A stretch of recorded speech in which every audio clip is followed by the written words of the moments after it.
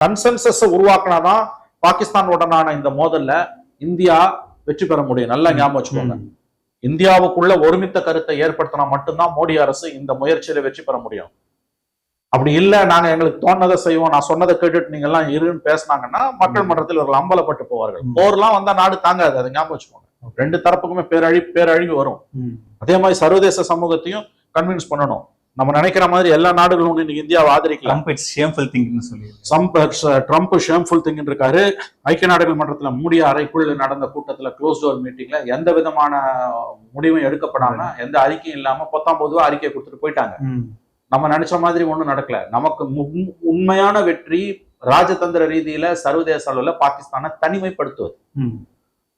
போர்ல வெற்றி கிடைப்பது அவ்வளவு ஈஸி இல்ல. 2008 மும்பை தாக்குதலின் போது மன்மோகன் சிங் அவ்வளவு இழிவுபடுத்தினாங்க. பிஜேபி கோழைத்தனமா இருக்கு, ஆமா கோழைத்தனமா இருக்குனாங்க, ஷிகண்டினாங்க, என்னென்னமோ பேசினாங்க. ஆனா சர்வதேச அளவுல பாகிஸ்தானை மிகப்பெரிய அளவுல இந்தியா அன்று தனிமைப்படுத்தியது காரணம் மன்மோகன் சிங் அரசாங்கத்தோட ராஜதந்திரம்.